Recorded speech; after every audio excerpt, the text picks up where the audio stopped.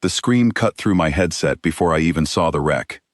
I was driving my survey rover across the red flats of Velkaran 9, checking soil samples for the terraforming co-op, when the distress signal hit my dashboard.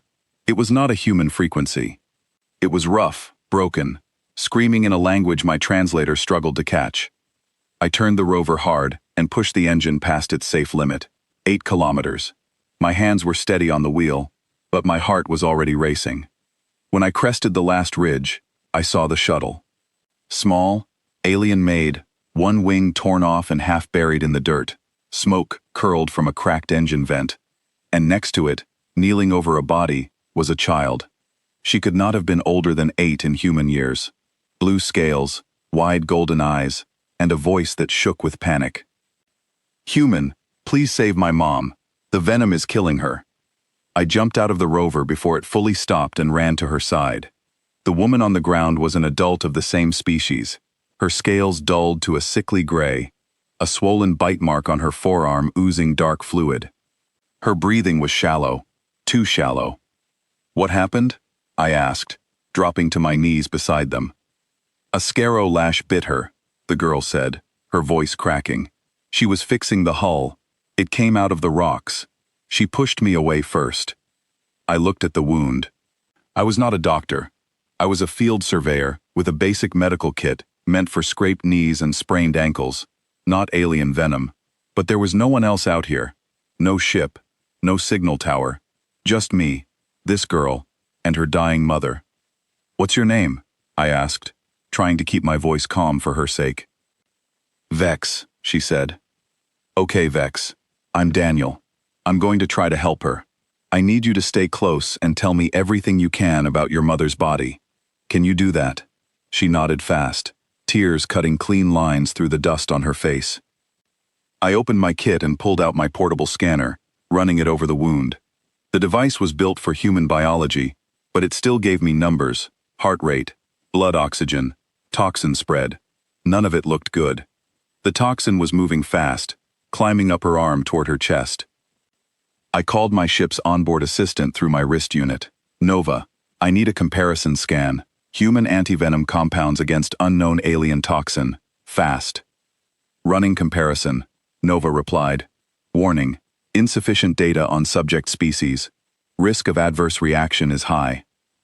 "Give me your best guess," I said. "I don't have time for a perfect answer." Vex grabbed my sleeve. "Please. She is the only family I have. Our ship crashed 3 days ago. Our rescue is still 6 hours away. She will not last that long." 6 hours. I looked at the woman's face, her lips turning a shade of blue that did not belong on living skin. She did not have 6 hours. She barely had 1.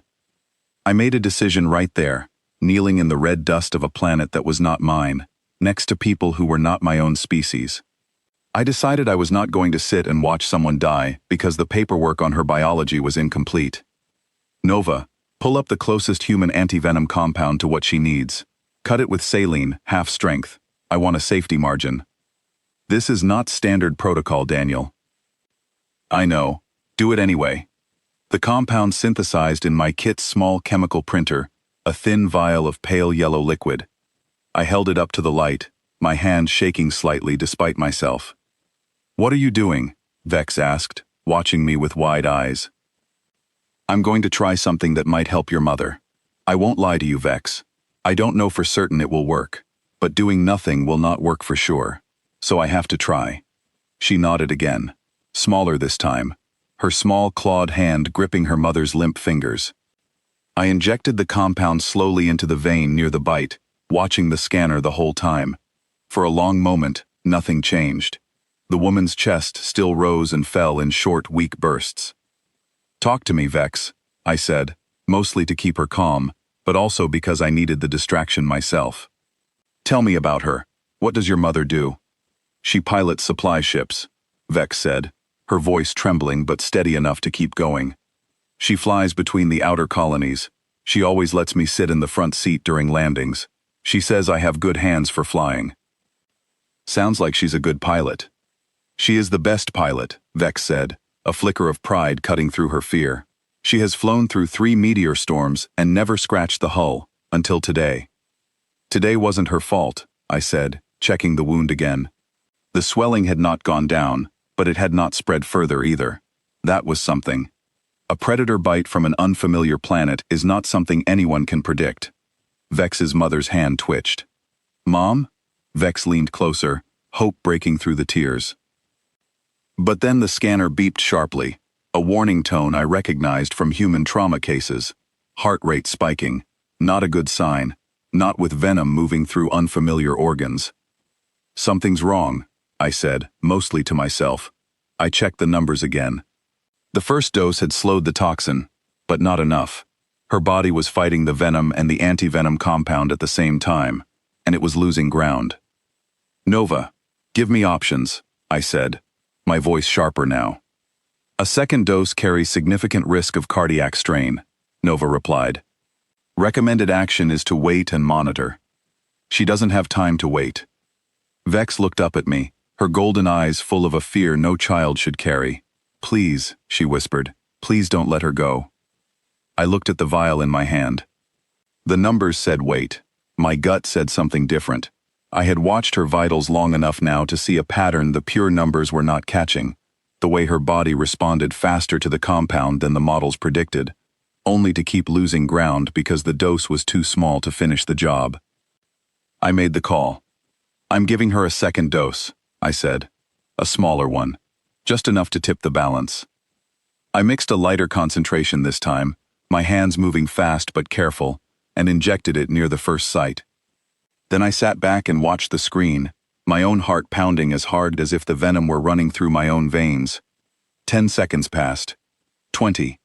Vex had gone completely silent, her small body frozen, watching her mother's face for any sign of change. Then the woman's chest rose in a longer, deeper breath. Her gray scales began to shift, a faint blue returning to their surface. The scanner's warning tone cut off, replaced by a slow, steady beep. She's stabilizing, I said, relief flooding through me so fast it nearly knocked the breath out of my own chest. Vex, look. Her breathing is evening out. Vex let out a sound that was half sob, half laugh, and threw her arms around her mother's neck, careful not to touch the wound. Mom, wake up. The woman's eyes fluttered open slowly, confused and weak, but alive. She looked at her daughter first, then at me, a stranger from another world kneeling in the dirt beside her. You are safe, I told her gently. The venom is under control. Just rest. She tried to speak, but her voice came out as barely a whisper. I did not need to understand the words to know what she meant. Vex turned to me, wiping her face with the back of her hand. Why did you help us? You do not know us. We are not your people. I thought about that question for a moment, before answering, because it deserved a real answer, not just a quick one. Because you needed help, and I was here, I said. That's really all it takes. She stared at me like I had said something strange, something she had never heard put so simply before. Then she nodded slowly, like she was tucking the answer away somewhere she would not forget it. We waited together after that, the three of us in the shade of the broken shuttle, until a distant hum grew louder in the sky. A larger ship descended, engines cutting through the dust, marked with symbols I did not recognize.